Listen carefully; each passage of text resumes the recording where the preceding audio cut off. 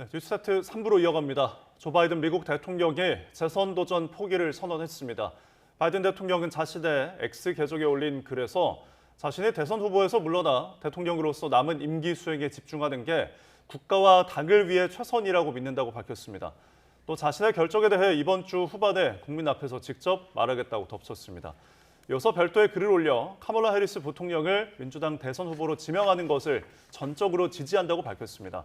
바이든 대통령은 지난달 대선 토론에서 기대 이하의 모습으로 인지력 저하 논란을 불러온 뒤 민주당 내부와 유권자들로부터 사퇴 압박을 받아왔습니다.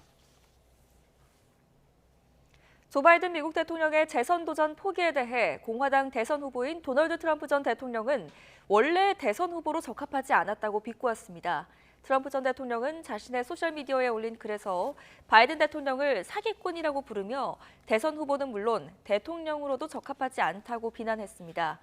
또 바이든 대통령은 거짓말과 가짜뉴스로 대통령직을 얻었고 의사와 언론은 그가 대통령직을 감당할 수 없다는 걸 알고 있었다고 주장했습니다. 민주당 대선 후보로 카멀라 해리스 부통령이 거론되는 것과 관련해 트럼프 전 대통령은 CNN과의 전화통화에서 해리스 부통령이 바이든보다 더 쉬운 상대일 것으로 생각한다고 말했습니다. 네, 바이든 대통령의 대선 포기와 관련해 자세한 소식 특파원 연결 알아보겠습니다. 네, 워싱턴 연결해 보겠습니다. 권준기 특파원. 네, 결국 바이든 대통령이 대선 네, 후보직에서 워싱턴입니다. 물러났군요. 네, 바이든 대통령이 결국 대선 후보직에서 물러났군요. 네, 그렇습니다. 지금 워싱턴은 일요일 오후 6시가 거의 다 된 시간인데요. 현재 코로나로 격리 중인 바이든 대통령은 휴일에도 성명을 내고 대선 후보 자리를 내려놓겠다고 전격 발표했습니다. 자신의 소셜미디어 계정에 장문의 입장을 올렸는데요. 대선 후보에서 물러나 대통령으로서 남은 임기 수행에 집중하는 게 국가와 또 당을 위해서 최선인 것으로 믿는다고 적었습니다. 또 자신의 결정에 대해 이번 주 후반에 국민 앞에서 직접 말하겠다고 덧붙였습니다.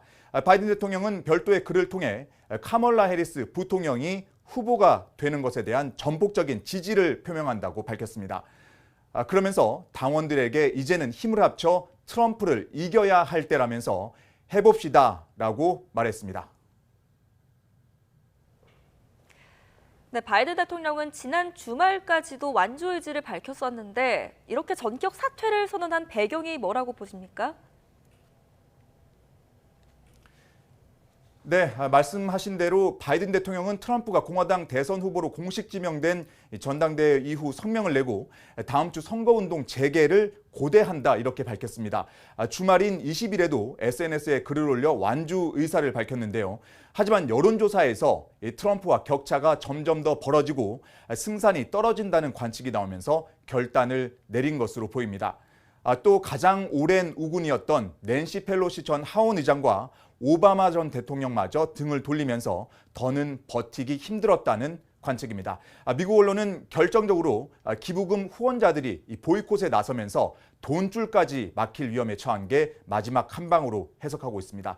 또 내일 조간신문에 지난주 전당대회 이후 당을 하나로 결집한 트럼프와 사퇴 압박에도 버티고 있는 자신이 대비될 경우 대선이 더욱 힘들어질 것으로 판단한 것으로 보입니다.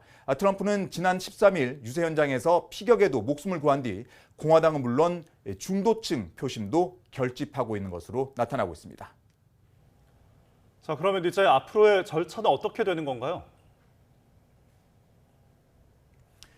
네, 바이든 대통령은 카멀라 해리스가 후보직을 승계하길 바란다고 밝혔지만 자동으로 이 후보직을 넘길 수 있는 건 아닙니다. 대통령 후보를 공식 지명하는 민주당 전당대회가 다음 달 19일로 예정돼 있는데요.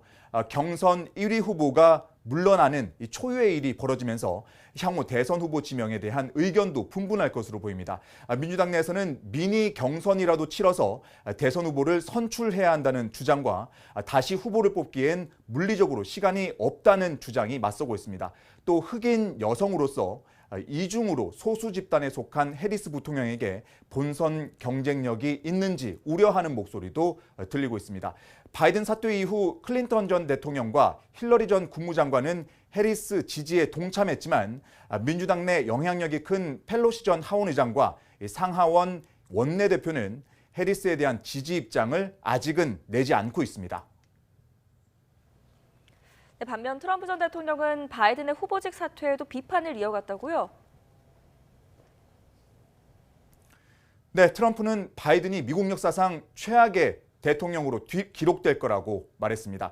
자신의 SNS에 글을 올려 부패한 조 바이든은 대선 출마에 부적합했다며 처음부터 애초에 이 대통령직 수행에 적합한 적이 없다고 비난했습니다.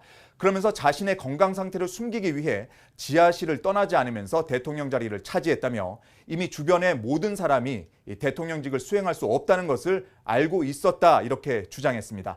또 불법 이민 문제를 거론하면서 바이든이 저지른 피해를 신속하게 치유하겠다고 말했습니다. CNN 기자와 통화에서는 바이든이 해리스를 차기 후보로 지지한 데 대해 해리스는 바이든보다 이기기가 쉽다 이렇게 자신감을 나타냈습니다.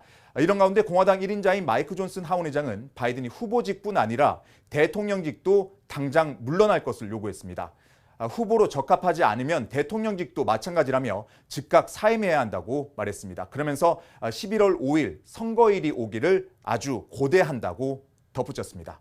지금까지 워싱턴에서 전해드렸습니다. 네, 전해드린 대로 대선 후보 사퇴 압박을 받아온 조 바이든 미국 대통령 재선 도전 포기를 전격 선언했습니다. 네, 관련된 내용 김진아 한국외대 LD학부 교수와 함께 이야기 나눠보겠습니다. 교수님 나와 계십니까? 네, 안녕하세요. 네, 우선 바이든 대통령 지난 주말까지도 사퇴서를 일축하면서 완주를 고집했었는데 입장을 선회를 했습니다. 그 배경에 무엇이 있을까요? 네, 우선은 민주당 내 사퇴 공개 요구가 굉장히 커졌다라는 거죠. 공화당에서 전당대회가 지난주에 있었는데 바로 직후에도 여러 명의 의원으로부터 한 12명 정도 됐죠. 사퇴의 공개 요구가 있었습니다. 그리고 고위급 중에서 중요하다라고 우리가 많이 언급을 하고 있는 낸시 펠로시 전 의장과 가까운 로프그랜 캘리포니아 하원 의원이라든지 아니면 상원 의원 중에서도 또 뉴멕시코의 아임리히 상원 의원 등이 또 공개 사퇴에 또 이제 참여를 했고요. 그리고 의회 민주당 내에 그러면은 이 사퇴 요구하는 의원 수가 30명 이상이 돼요. 근데 여기에 더해서 리더십이 또 흔들리기 시작했다. 리더십이 중요하다는 말씀을 제가 여러 번 드리는데 네. 하원 민주당 대표인 하킴 제프리스나 상원의 척 슈머 상원의원도 사적인 대화에서 사퇴를 공고를 했었다는 것으로 알려져 있고 그리고 주변 사람들이 바이든 후보에 대해서 반대하는 발언을 계속하는 것을 막지 않았다는 것 자체가 이러한 발언들을 허가했다라는 의미로 해석이 됐습니다. 그리고 급기야는 바이든 대통령에 물러날 것을 촉구하는 편지가 공개되기도 했고요. 네, 그렇군요. 그런데 교수님, 과거에도 이런 전례가 있었습니까? 네, 과거 사례가 있죠. 전당대회 전에 존슨 대통령이 베트남전에 대한 비판이 워낙에 높다 보니까 거기에 대한 책임을 전적으로 지고서 스스로 사퇴를 한 적이 있어요. 하지만 당시에는 경선 초기였기 때문에 프라이머리 기간들이 굉장히 많이 남아 있었습니다. 그래서 나머지 후보들이 이제 경쟁을 할 수가 있었는데 우리가 좀 생각을 해볼 거는 그때도 사실 민주당이 공화당을 선거에서 이기지는 못했어요. 1968년에 린튼 존슨을 향한 비판이 그대로 험프리에게로 옮겨갔거든요. 그래서 당내 분열이 그동안에 또 빠르게 점화가 됐었고 러닝메이트는 비슷한 이미지를 가지고 있었다라는 이유 때문에 상대 진영을 이기지 못했었던 그런 사례가 있습니다. 네. 자, 민주당 전당대회가 그리고 다음 달 19일에 예정되어 있습니다. 사실 전당대회라고 하면은 굉장히 단합이 중요한데 지금 이런 바이든 대통령의 사퇴 후에 과연 결집일지 분열일지 어떤 여파가 있을까요? 일단은 결집이 될 것 같습니다. 바이든 대통령의 그 토론회 이후에 상당히 많은 비판에도 불구하고 억지로 사퇴를 하도록 하지 못했었던 것이 사실 이게 민주당이다 보니까 민주적인 절차를 중요시하는 그런 측면이 있었거든요. 근데 후보가 교체가 되려면 사망이나 장애나 자진 사퇴밖에 없는데 자진 사퇴를 그래서 이제야 가능하게 된 거였죠. 아마 전당대회 8월 19일 전까지 여러 명의 후보들이 나올 것으로 예상이 됩니다. 일단 민주당 내에서 계속적으로 논의됐었던 것은 일단 단결하는 게 중요하고 분열하는 모습을 보이지 말아야 된다. 그것을 민주당한테 좋지 않고 공화당을 도와주는 격이다라는 그런 성토가 있었어요. 그래서 예. 이 몇 명의 후보들이 포지티브 경쟁, 서로 네거티브하지 않고 포지티브 경쟁을 한 다음에 전당대회에서 이제 몇 명의 후보들이 추려져서 투표를 이때 하고 누구든지 과반 이상을 얻게 되면 후보로 선택되는 그런 과정들이 논의가 사실은 되었었고요. 아무래도 많은 사람들이 경쟁에 나올 거예요. 그래도 이제 유력한 것은 부통령인 해리스 부통령이겠죠. 이게 이제 좀 지지를 바이든 대통령이 요구를 했다라고 해도 그것이 자동적으로 대의원들의 지지로 옮겨가는 것은 아닙니다.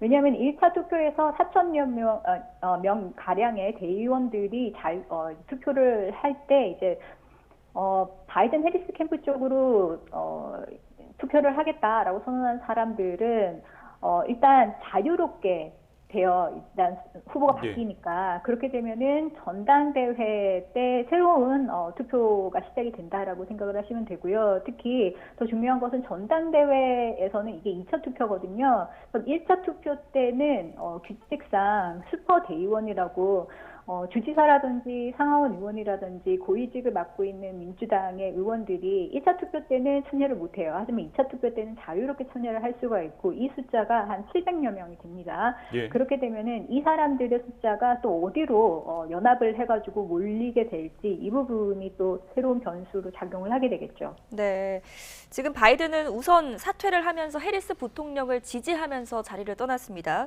우선 해리스 부통령 어떤 인물인지 좀 설명을 해주시죠. 네, 해리스 부통령은 친가 쪽은요 자메이카계 미국 흑인이에요. 아빠는 스탠포드 경제학과 최초의 흑인 테니어 교수로 유명하고요. 예. 외가는 남아시아계입니다. 인도 카스트의 최상위 계급인 브라만 집안이 외가거든요. 의학자 출신이고요. 그리고 본인은 또 검사 출신의 상원 의원이에요. 미국 역사상 두 번째 아시아계 여성 상원 의원이었고, 그리고 2020년에 바이든 대통령과 경선을 할 때에 굉장히 날카로운 질문으로서 많은 주목을 받았기 때문에 또 네. 바이든 대통령이 나중에 러닝메이트를 고려할 때 중요한 변수가 됐었죠. 네. 자, 해리스 부통령 굉장히 역사적으로 최초라는 수식을 많이 받고 있는데 또 흑인이고 여성이고 여러 소수성을 가지고 있습니다. 그럼 과연 트럼프의 대항마가 될 수 있을지 어떻게 보십니까? 이제 여성 흑인 남아시아계 미국인이기 때문에 굉장히 유례가 없는 거죠. 글쎄요, 지금 제가 보기에는 일단 젊은 유권자 그리고 유색인종 이 그룹에게 조금 더 활력을 불어넣을 수 있는 인물은 될 거라고 생각합니다. 네. 지금 민주당에 대한 지지도가 워낙에 낮아서 민주당 유권자들이 과연 투표하러 나올까라는 그런 질문이 많이 제기가 됐었는데 이런 부분들을 어느 정도 해소를 할 수 있을 것이다라고 예상을 할 수가 있고요. 그리고 힐러리 클린턴 후보가 사실은 선거에서 패했잖아요. 미국 사회가 워낙에 보수적입니다. 그렇기 때문에 특히 유색 여성에게 그렇게 호의적이지는 않습니다. 하지만 2016년에 클린턴 후보에게 투표하지 않은 것을 후회하는 일부 여성들이 있을 거예요. 이 사람들도 아마 나올 수 있겠다 보고요.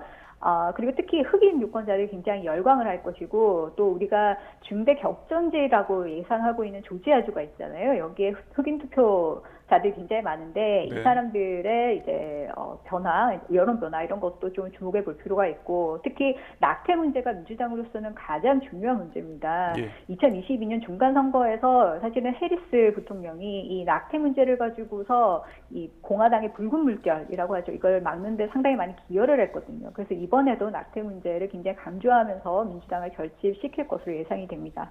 네, 지금 바이든 사퇴 이후에 클린턴 전 대통령과 힐러리 전 국무장관은 해리스 지지에 동참을 했지만 민주당 내 영향력이 크다고 볼 수 있는 펠로시 전 하원 의장 그리고 상하원 원내대표들은 해리스에 대한 지지 입장을 아직까지는 내지 않고 있습니다. 혹시 입장 변화가 있을 거라고 전망하십니까? 글쎄요. 낸시 펠로시 같은 경우에는 일단 일선에서 물러섰기 때문에, 글쎄요. 감사 인사는 했지만 해리스 지지는 언급하지 않아도 나머지 사람들과 많은, 연계성이 좀 있는 거고요. 네. 그리고, 제프리스, 의장 같은 죄송합니다. 원내대표 같은 예. 경우에도 지금 현직에 있기 때문에 아까 말씀드렸던 민주적인 절차 중요하다고 했잖아요. 사실 민주적인 절차를 따르자면은 모든 사람한테 공개를 해야 돼요. 그러니까 모두 다 이제 공개 경쟁을 할 수 있도록 만들어줘야 됩니다. 그렇기 때문에 누군가를 지지하는 언급을 한다는 것이 어느 정도 힘을 실어주는 거기 때문에 균형적이지 않은 거죠. 그리고 글쎄요, 민주당이 그렇기 때문에 상당히 지금 동요를 할 가능성이 좀 있는데 내부적으로는요. 의회 진보 코커스 쪽은 아마도 해리스 부통령을 빠르게 지지할 것이고 그렇게 지금 분위기가 잡히고 있는 것 같습니다. 흑인 코커스도 마찬가지고요. 하지만 여전히 여성이 주요 리더십 역할을 맡는 것을 꺼리는 경향은 민주당 내에서도 분명히 있습니다. 네. 게다가 해리스 부통령이 조금 약간 진보적이거든요. 그래서 민주당 내에서 약간 중도 또는 약간 보수적 성향을 가진 민주당 층이 있어요. 유권자들이 있어요. 이 사람들은 이 약간 과격한 그런 진보적인 생각을 가진 해리스 부통령에게 그렇게 지지를 하면서 나서지 않을 가능성 이런 것들도 있기 때문에 조금 앞으로 지켜봐야 되는 측면이 있습니다. 네, 어쨌든 민주당 내에서는 어떤 내부적 동요, 지지 혹은 의구심 여러 가지 목소리가 있을 것으로 짚어주셨는데 그렇다면 미국 국민들이 어떻게 생각하는지 또한 궁금하거든요. 최근에 뭐 여론조사나 가상 대결에서 어떻게 나오는 게 있는가요? 가장 최근이 로이터 이소스 조사인데요. 가상 맞대결에서 트럼프 전 대통령과 44% 지지율로 동률이 일단은 나왔어요. 예. 똑같은 조사에서 트럼프 전 대통령이 바이든 대통령을 2% 앞선 것에 비하자면은 굉장히 좋은 성과라고 할 수가 있죠.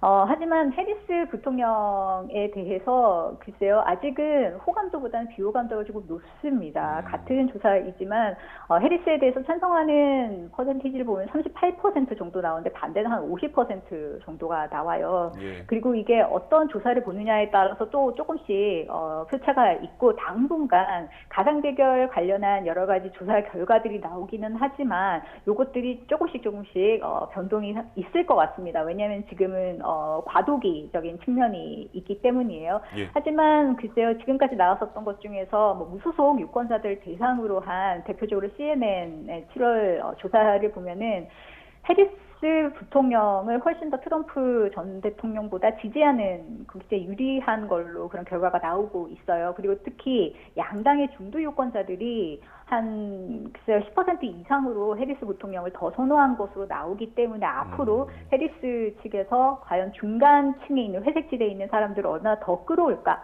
이제 그것이 더 관건이겠죠. 네. 만약에 이 해리스가 후보직을 승계한다면 선거 자금 같은 것들도 그대로 승계가 가능하다면서요? 네, 그렇습니다. 아무래도 해리스 부통령이 가장 안전한 베팅이라고 얘기를 하는 이유가 절차상으로는 러닝메이트인 부통령이 대권 주자로 그대로 지명이 되는 것은 아니지만 예. 선거 캠프에 기부를 했었던 사람들이 있는데 이 사람들은 일단 해리스 부통령과 바이든 대통령의 이제 캠프 자체를 지원을 했기 때문에 모든 선거 자금은 그대로 이어받을 수가 있어요. 네. 하지만 만약에 이 선거 자금을 다른 사람에게 이체시킨다, 다른 후보가 이제 대표가 됐다라고 할 때는 이게 자동적으로 넘어가지는 않습니다. 네. 만약에 여기에 이제 기존에 기부를 했었던 돈을 그대로 이체를 하겠다라고 동의할 경우에는 가능하지만 동의하지 않을 경우에는 최대 1억 달러까지 이제 다시 되돌려줘야 되는 그런 부분들이 있고요. 그리고 선거 캠프에서 또 중요한 것이 조직이에요. 전국적으로 캠프를 운영을 하면서 많은 조직을 세워놨는데 이것이 하루아침에 없어진다? 이것도 굉장히 민주당 측에서는 부담스러운 그런 측면이 좀 있다라는 거죠. 그렇기 때문에 글쎄요, 지금 상황에서 가장 유력해 보이는 건 여러 가지 조건들을 봤을 때 해리스 후보이지 않을까라고 많은 사람들이 생각을 하는 것 같습니다. 네. 자, 결국에는 해리스 부통령이 가진 상징성 그리고 선거 자금의 현실적인 승계 문제까지 고려해서 지금 1순위 후보인데 그런데 낸시 펠로시 전 하원 의장을 중심으로 경선을 하는 게 낫다라는 주장도 있거든요. 해리스가 아닌 다른 인물의 부상 가능성은 어떻게 보십니까?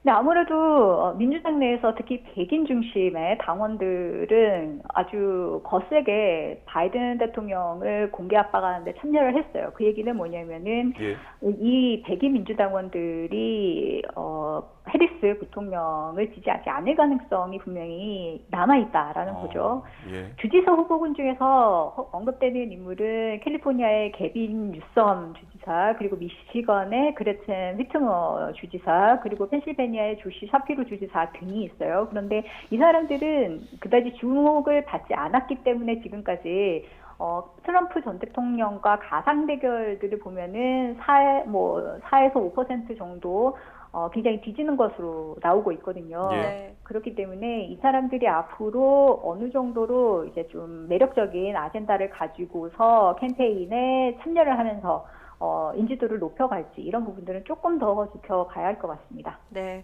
자, 앞으로의 판세도 참 궁금한데 유세장 피격 사건 이후로 트럼프 대세론이 굳어진 상황입니다. 바이든의 사퇴 결단이 변수로 작용할까요? 아무래도 큰 변수로 작용할 것 같습니다. 왜냐면은 민주당 측에서 이렇게 분열되는 상황들을 사실은 좀 즐기고 있었던 것 같아요. 예. 하지만 이제 다시 단합을 하는 상황이기 때문에 트럼프 측의 지지율에도 상당히 영향을 줄 수가 있겠죠. 그리고 트럼프 측에서는 어떤 생각을 가지고 있었냐면 이게 민주공화 양당이 상당히 이제 글쎄요, 전국적으로 봤을 때는 양측으로 너무 벌어져 있고 중도층이 별로 없는 그런 상황에서 상대 측의 표를 가져오기는 힘들었어요. 그래서 네. 트럼프 측에서도 중도 회색지대에 있는 사람들의 표를 어쨌든 좀 더 끌어오겠다라고 해서 이번에 전당대회에서도 보셨듯이 네거티브가 아니라 약간 포지티브 캠페인 전략으로 조금 돌아섰거든요. 예. 그런데 아마도 해리스 부통령이 이 중도파를 이제 좀 공략을 해서 계속 선거 캠페인을 한다고 할 때 이 전략 가지고는 이제 다시 이제 수정을 해야겠다라는 판단을 할 수 있을 것 같고요. 그렇게 되면은 다시 네거티브로 돌아서야 될 텐데 아마 전형적인 허위 정보 배포 뭐 이런 전략들을 쓰지 않을까라는 생각이 들고 그리고 그렇기 때문에 지난주부터 트럼프 측에서는 이 선거 유세에서 해리스 부통령을 조금 타겟으로 잡아서 뭐 웃음소리 같은 것들을 비판을 하면서 약간 비하하는 그런 메시지들이 조금씩 흘러나오고 있어요. 아마 네. 이번 주부터 이런 것들이 조금 더 많아지지 않을까라는 생각이 듭니다. 네. 그럼 민주당 또한 공화당의 그런 네거티브 전략에 맞서서 어떤 선거 전략을 짜야 될 것 같은데 어떤 식으로 해야 될까요? 아무래도 가장 중요한 것은 공화당의 약점이라고 할 수 있는 여러 가지 민주주의에 대한 위협이다라는 문제를 조금 더 많이 강조를 할 것 같고요. 예. 그리고 해리스 부통령의 이제 가장 중대 아젠다라고 할 수 있는 낙태 문제. 사실 바이든 대통령이 지난 토론회 때 낙태 문제를 확실히 부각시키지 못하면서 낙태 문제에 대해서 별로 이제 추진할 의지가 없나 보다라는 의심이 상당히 많았었거든요. 예. 그렇기 때문에 특히 여성 유권자들의 표심을 잡는 낙태 문제를 조금 더 부각시키면서 차별성을 굉장히 강화하는 그런 전략을 좀 쓸 것 같습니다. 네, 알겠습니다. 여기까지 듣겠습니다. 지금까지 김진아 한국외대 LD학부 교수와 함께했습니다. 교수님 잘 들었습니다. 고맙습니다. 네, 감사합니다.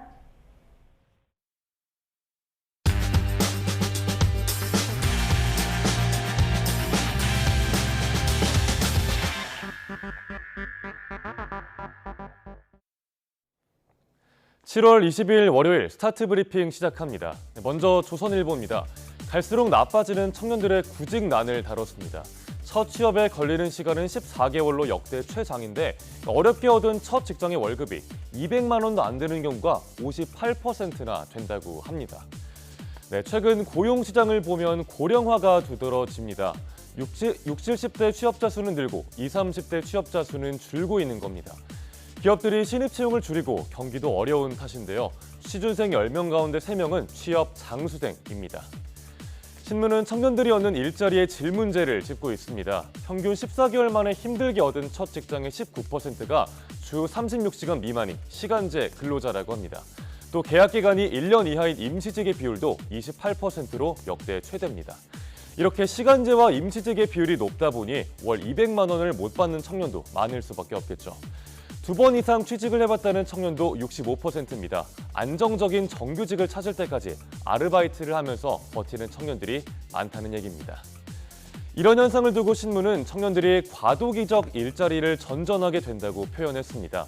사회안전망과 청년 고용 인센티브 확충, 청년 일자리 창출 지원이 필요하다는 전문가의 조언도 함께 담았습니다. 다음은 중앙일보 보겠습니다. 의료 공백 장기화로 소아 진료 체계가 흔들리고 있습니다. 대형 병원이 소아 환자를 못 받자 인력과 장비가 부족한 아동병원이 그 역할을 대신하는 건데요. 아동병원 10곳 가운데 9곳은 한 달에 한 번 이상 응급 환자를 받고 있습니다. 아동병원은 상대적으로 경증 환자를 주로 진료합니다. 하지만 소아과 전공의들이 집단 사직하면서 이렇게 응급 환자를 받는 게 예산일이 됐습니다. 보시면 아동병원의 78% 정도가 한 달에 한 건에서 10건 구급차를 타고 오는 응급환자를 받고 있습니다. 한 달 동안 무려 120건의 응급환자를 받은 아동병원도 있었습니다. 장비와 인력 모두 부족하지만 치료가 어려운 어린 환자를 상급병원으로 옮기는 게 쉽지 않은 현실입니다. 아동병원마저 없으면 어쩌나 하는 부모들의 불안은 커질 수밖에 없겠죠. 문제는 의료 공백 장기화가 끝날 기미가 보이지 않는다는 점입니다. 특히 소아과는 전공의들의 대표적인 기피과이기도 합니다. 문제 원인은 알지만 꼬여버린 실타래를 풀기 어려운 상황, 어떻게든 어른들이 이 실타래를 풀어서 생명이 위급한 어린아이들이 응급실 뺑뺑이를 돌게 되지 않기를 바랍니다. 다음 내용 보시죠. 국민일보입니다. 세계 5대 우주 강국을 꿈꾸는 대한민국, 그 중심에 서 있는 한국항공우주연구원에서 퇴사 러시가 거세다고 합니다. 열정페이, 더는 못 참겠다 하면서 K우주 두뇌들이 회사를 떠나고 있습니다. 최근 6년간 항우연 퇴사자 수는 꾸준히 늘고 있습니다. 퇴사한 이들은 평균 40대 초반입니다. 연구과제 책임을 맡고 조직의 허리 역할을 하는 핵심 인력들이죠. 올 상반기에만 15명이 퇴사를 했습니다. 그중 절반가량인 7명은 억대 연봉을 받으면서 민간 기업으로 자리를 옮겼습니다. 항우연 신입 1년차 직원의 연봉은 약 3,800만 원, 과기부사나 출연 연구기관 중 최하위 수준입니다. 사명감과 자부심으로 일을 하던 이들이지만 가장으로서 현실적인 문제를 외면할 수 없었겠죠. 연구원들의 줄 퇴사로 국가 기밀 유출 우려도 함께 제기되고 있습니다. 우주과학은 연구원 수가 상대적으로 적어서 대체 인력을 찾기도 쉽지가 않은 분야인데요. 신문은 국내에서도 돈에 구애받지 않고 마음껏 연구할 수 있도록 해서 인재를 유치해야 한다는 전문가의 조언도 전하고 있습니다. 마지막 내용 보겠습니다. 먹방 투어의 성지이자 외국인 관광객들의 필수 코스인 광장시장. 하지만 특정 구역에만 사람이 몰리고 최근에 음식값 바가지 논란도 있었는데요. 그래서 새롭게 판을 짜면서 대규모 혁신에 나선다고 합니다. 먹거리 문화를 유지하면서도 오래 머물고 또 볼거리가 있는 곳으로 탈바꿈한다는 게 핵심입니다. 최근 광장시장에는 MZ세대 필수 코스가 총 집합돼 있습니다. 팝업 스토어와 또 사진관, 지역의 유명 맛집, 소품숍 등이 그 주인공입니다. 그리고 랜드마크로 시장 한복판에 바로 이 자리에 스타벅스를 입점시킨다고 하는데요. 같은 위치에는 장난감 마니아들을 위한 창고형 전시관도 들어설 예정입니다. 120년 전통의 광장시장, 이제는 100년 가게와 한 달짜리 가게가 공존하는 곳으로 발돋움하려고 합니다. 다만 바가지 논란, 또 정량 표시제 등은 숙제로 남아 있습니다. 7월 22일 아침 신문 살펴봤습니다. 지금까지 스타트 브리핑이었습니다.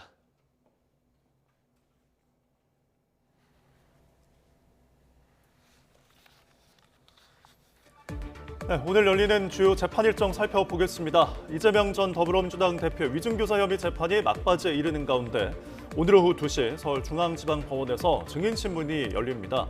앞서 재판부는 오는 9월 30일 결심 공판을 진행할 계획을 밝힌 만큼 이 전 대표의 사건 가운데 가장 먼저 마무리될 것으로 보입니다. 경영권 불법 승계 의혹과 관련해 1심에서 무죄를 선고받은 이재용 삼성전자 회장의 항소심 재판 준비 기일이 오늘 오후 3시 서울 고등법원에서 열립니다. 이 회장은 지난 2015년 제일모직과 삼성물산 합병 과정에서 경영권을 강화하기 위해 시세를 조종하는 등 19개 혐의로 재판에 넘겨졌습니다. 항소심에서 검찰은 새로운 증거를 제출하고 회계 전문가 등 증인 신문을 신청하며 혐의 입증을 위한 총력전을 예고했습니다. 오늘 오전 10시에는 지난 2019년 동료 선원 16명을 살해한 뒤 귀순 의사를 밝힌 탈북 어민을 강제로 북에 돌려보낸 사건의 재판이 열립니다.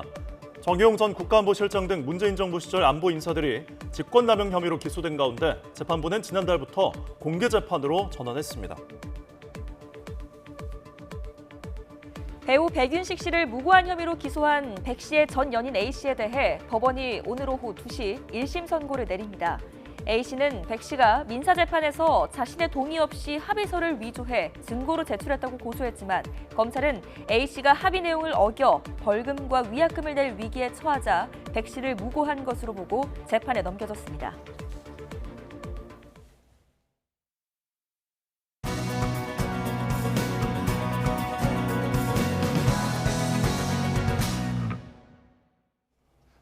최신 경제 소식을 빠르고 친절하게 전해드립니다. 스타트 경제 오늘은 유혜미 교수와 함께하겠습니다. 교수님 어서 오십시오. 네, 안녕하세요. 어서 오십시오.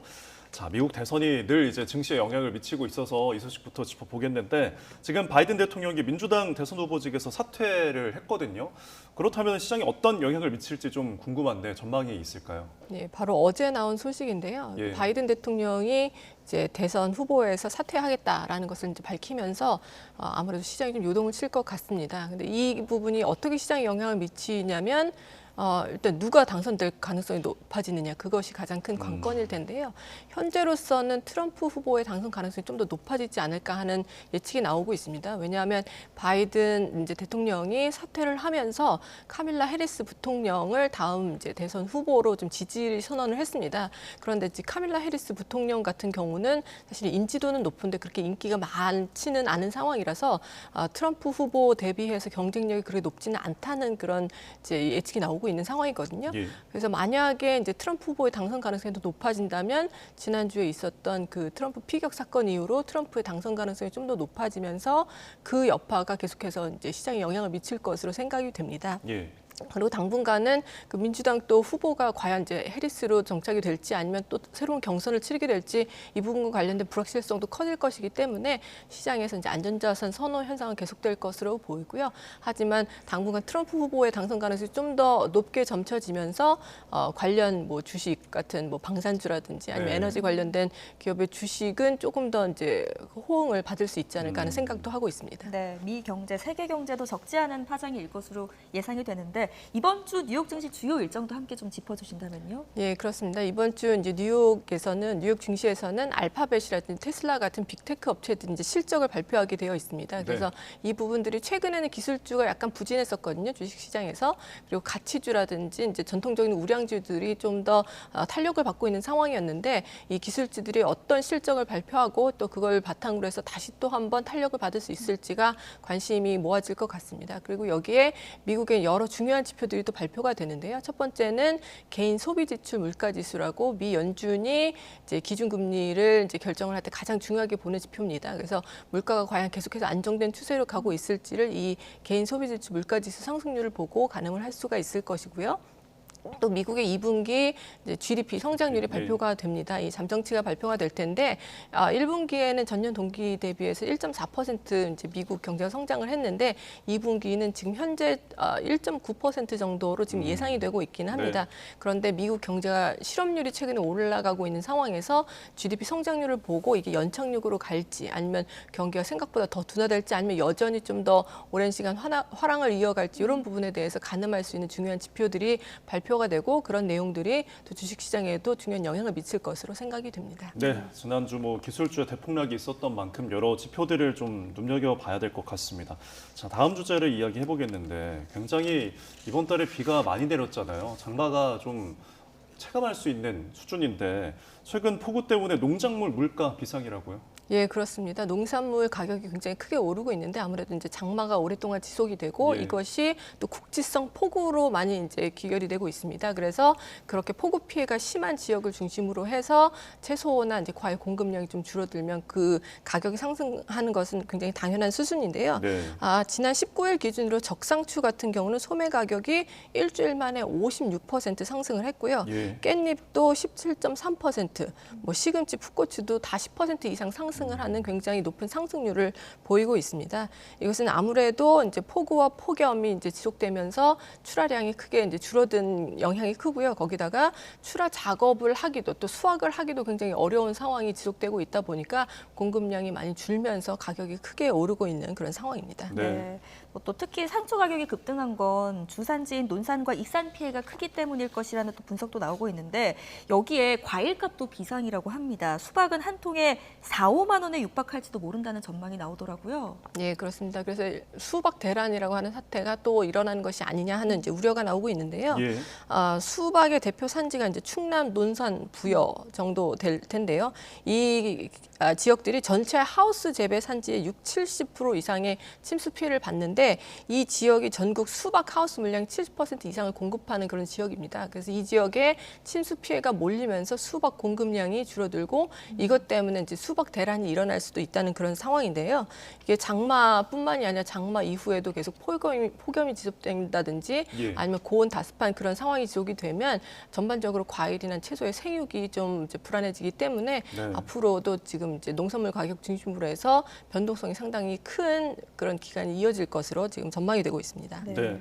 비로 인해서 오르는 물가도 문제지만 아까 말씀하신 것처럼 고온다습한 환경이 계속되면 병충해가 또 많이 일어날 수가 있잖아요. 그러면 불안정한 물가가 계속해서 가을까지도 이어지지 않을까 걱정인데요. 어떻게 보시나요? 예, 그럴 가능성도 충분히 있다고 보고 있습니다. 예. 왜냐하면 이제 장마가 지나가면 병충해가 많이 오게 됐는데요. 뭐 예. 탄저병이라든지 이런 여러 가지 이제 병충해들이 또 발생할 가능성이 높고요. 또 가을 초입이라든지 여름 막바지에는 태풍이 또 오기도 하거든요. 그래서 이런 부분 때문에도 채소나 이제 과일의 공급량이 상당히 이제 영향을 받을 수가 있을 것이고요.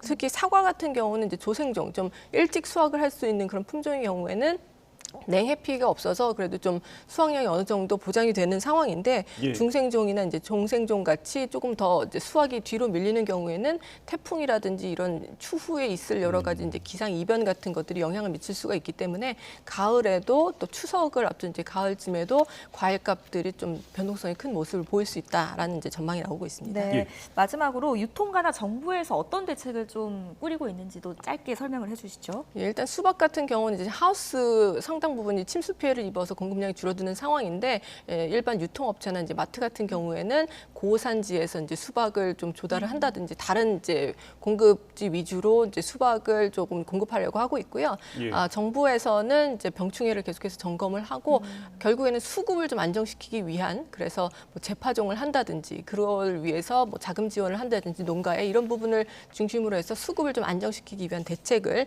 마련하고 있는 상황입니다. 네. 네. 물가가 오르면서 서민들은 밥상에 뭘 차릴지 늘 고민이 커질 것 같습니다. 자, 다음 소식 보면은 지금 1도 구직조 활동하지 않는 그냥 노는 대졸자 월 평균 400만 명 넘었다고요. 예, 우리가 흔히 이제 비경제 활동 인구라고 하는데요. 예. 경제 활동 인구를 취업자와 실업자의 합으로 봅니다. 이제 취업자는 지금 일을 하고 있는 사람이고 실업자는 일을 하고 있지 않지만 구직 활동을 적극적으로 하고 있는 사람인데요. 네. 취업자도 아니고 실업자도 아닌 사람들 비경제 활동 인구라고 합니다.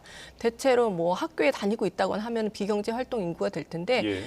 대졸 비경제 활동 인구가 많이 늘어나고 있는 그런 상황입니다. 졸업을 한 상황이요. 예, 이미 졸업을 했는데도 비경제 활동 인구로 남아 있다는 것은 구직 활동도 하지 않고 그다음에 일도 하지 않고 있다. 물론 개인적인 사정으로 일을 할 상황이 아닌 경우도 있긴 하겠지만 이렇게 이런 비경제 활동 인구가 특히나 20대라든지 대졸 중심으로 해서 늘어나고 있다는 것은 고학력 청년들이 취업을 하기 굉장히 어려운 상황이다라는 것으로 해석을 할 수가 있겠습니다. 네. 그래서 취업을 하기 어려운 여건이 도대체 무엇이고 어떤 것 때문에 취업을 잘 하지 못하고 그냥 쉬고 있는 것인지 아니면은 취업이나 실업에 지금 나서고 실업자든지 아니면 취업자든지 경제 활동 인구로 나서지 않고 있는 것인지 그 원인을 좀 살펴보고 대책을 마련하는 것이 시급한 상황이라고 보고 있습니다. 예. 그런데 정부도 손을 놓고 있지는 않았더라고요. 지금까지의 정책들이 좀 실효성이 없었던 건지 또 앞으로 필요한 대책은 뭐라고 보십니까? 사실은 이 부분이 아주 간단한 문제는 아니고요. 굉장히 구조적이고 그런 장기적인 해법이 필요한 문제들입니다. 예. 우리가 흔히 이제 노동시장 미스매치라고 하는데 중소기업이라든지 제조업 등에서는 사실 인력난에 시달리고 있는 반면에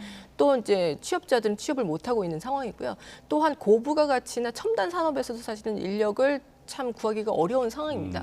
그럼 왜 이렇게 실업자나 그렇게 구직 활동을 못하고 비경제 활동 인구로 남아있는 사람도 많으면서 동시에 인력난도 심화되고 있냐면 중소기업 같은 경우는 임금을 예. 높게 지불하지 못하는데 그 구직자들의 이제 눈높이에 맞지 못하는 그런 네. 임금을 지불하고 있기 때문일 텐데 첨단 산업이나 고부가가치 산업 같은 경우는 그 기업에서 원하는 지식이나 기술을 가진 인재를 또 확보하기 어렵다고 하거든요. 네. 그러니까 투트랙의 전략이 필요한 거죠. 한 가지는 중소기업의 좀 임금을 높여줄 수 있도록 생산성을 일단은 높이는 정책, 그리고 이런 기업들의 이제 취업을 하는 청년들에게 뭔가 임금을 보전하거나 좀 근로 여건을 개선할 수 있는 정책이 일단 한 가지가 필요할 거고요. 다른 한 가지는 이런 이제 첨단 산업이나 고부가치 산업에서 그런 지식과 기술을 적당히 갖춘 인재들을 또 찾기 어렵다는 것은 정부가 이제 마련하고 있는 직업 훈련이라든지 이런 대책들이 그렇게 효과성이 없다. 그래서 민간에 정말 그런 직업 훈련이라든지 이런 부분에 있어서 효과를 낼 수 있고 성과를 낼 수 있는 그런 민간 업체들을 좀 육성하는 것이 필요할 것이고요. 궁극적으로는 대학에서 이런 부분들을 해결을 해줘야 되는데 대학들이 지금 재정이 많이 어렵다 보니까 인재들을 육성하는 상당히 어려움을 겪고 있습니다. 그래서 대학의 좀 재정에 좀 투입이 필요한 그런 상황이라고 볼 수도 있고요. 그리고 전반적으로는 노동시장에 좀 유연성을 확보할 필요가 있는데 네. 대기업 같은 경우 이제 해고가 좀 어렵고 그다음에 이제 노동시장이 좀 유연하지 않다 보니까 사실은 예전에는 신규로 많이 채용을 해서 그 연수 같은 걸 통해서 그렇죠. 이제 직접 원하는 인재를 길러갔거든요. 그런데 네. 요즘에는 이직이 워낙에 잦다 보니까 기업 입장에서도 그렇게 투자할 유인이 별로 없는 상황이거든요. 그렇지만 일단 한번 채용을 해보고 원하는 인재인지 아닌지 점검할 필요가 있는데 네. 이제 한번 채용을 하면은 뭐 해고도 어렵고 여러 가지 이제 비용들이 많이 발생하다 보니까 기업 입장에서도 고용을 좀 꺼리는 그런 측면이 있기 때문에 이런 부분들을 좀 개선할 수 있는 그런 구조적인 대책이 필요한 상황이라고 보겠습니다. 예. 청년들이 왜 그냥 쉬는지 좀 입장에서 생각을 해보고 관련한 대책들이 좀 나왔으면 좋겠다는 생각이 듭니다. 자, 지금까지 한양대학교 유혜미 교수와 함께 진행했습니다. 오늘 말씀 고맙습니다. 잘 들었습니다. 감사합니다.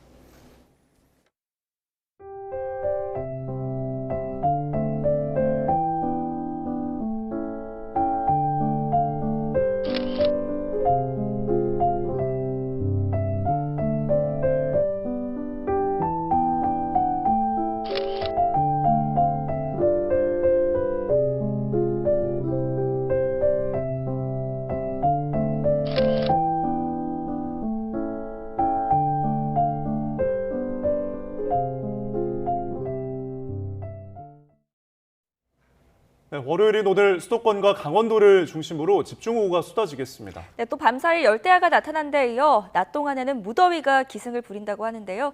자세한 날씨 알아보겠습니다. 원희다 캐스터. 네, 상암동 야외 스튜디오에 나와 있습니다. 네, 출근길 자세한 비 상황부터 전해주시죠. 네, 현재 수도권과 강원도 곳곳에 비가 내리고 있습니다. 서울은 비가 내렸다 그치기를 반복하고 있고요. 강원도 홍천에는 시간당 15mm 안팎의 다소 강한 비가 집중되고 있습니다. 오늘 이들 지역을 중심으로는 벼락과 돌풍을 동반한 시간당 최대 30mm 안팎의 국지성 호우가 예상돼 주의하셔야겠습니다. 자세한 레이더 화면부터 살펴보도록 하겠습니다. 현재 정체 전선의 영향으로 중북부 지방 곳곳에 비가 내리고 있습니다. 오늘 충청 지방에도 가끔 비가 내리겠지만 오후부터는 비가 소강 상태에 드는 곳이 많겠고요. 수도권과 강원도는 장맛비가 계속해서 강약을 반복하겠습니다. 오늘 하루 동안 수도권 많은 곳에 최고 80mm 이상, 강원 중북부에 최고 60mm 이상이 예상됩니다. 특히 경기 북부와 강원 북부는 호우가 쏟아지며 하천 수위가 급격히 상승할 수 있어 각별한 주의가 필요하겠습니다. 네, 그리고 오늘도 폭염특보가 이어지는 지역들이 많다고요. 네, 오늘은 1년 중 가장 덥다는 절기 대서인데요. 절기답게 낮 동안에는 체감 33도 이상의 무더위가 기승을 부리겠습니다. 현재 강원과 충청 이남 곳곳에 폭염특보가 내려져 있습니다. 우선 밤사이에도 곳곳에서 열대야가 나타났습니다. 현재 서울 기온은 26.2도, 부산 26.1도를 나타내고 있습니다. 특히 강릉은 최저 기온이 30도 이상을 유지하면서 초열대야가 나타나고 있습니다. 오늘 낮 기온은 서울 28도, 대전 33도, 대구 35도까지 크게 오르겠고요. 높은 습도 탓에 더위로 인한 불쾌감이 상당하겠습니다. 내일도 수도권과 강원도는 호우가 쏟아지면서 모레까지 비가 이어지겠습니다. 목요일부터는 서울 등 수도권도 장맛비가 소강 상태를 보이며 33도 안팎의 폭염이 찾아오겠는데요. 다만 이후 날씨는 태풍 개미가 변수가 되겠습니다. 필리핀 동쪽 해상에서 북상 중인 제3호 태풍 개미는 주 후반쯤 중국 남부 해안에 상륙할 것으로 보입니다. 이후 진로는 유동적이지만 우리나라에도 영향을 줄 가능성이 있습니다. 앞으로 발표되는 최신 태풍 정보를 잘 확인해 주시기 바랍니다. 오늘 중부 서해안과 영동 지방을 중심으로는 초속 20m 안팎의 돌풍이 몰아치겠습니다. 술물 관리와 안전사고에 각별히 유의하시기 바랍니다. 지금까지 YTN 원희다입니다. 이상으로 뉴스타트를 마칩니다. 활기찬 아침 보내시기 바랍니다. 오늘도 저희와 함께 해주셔서 고맙습니다.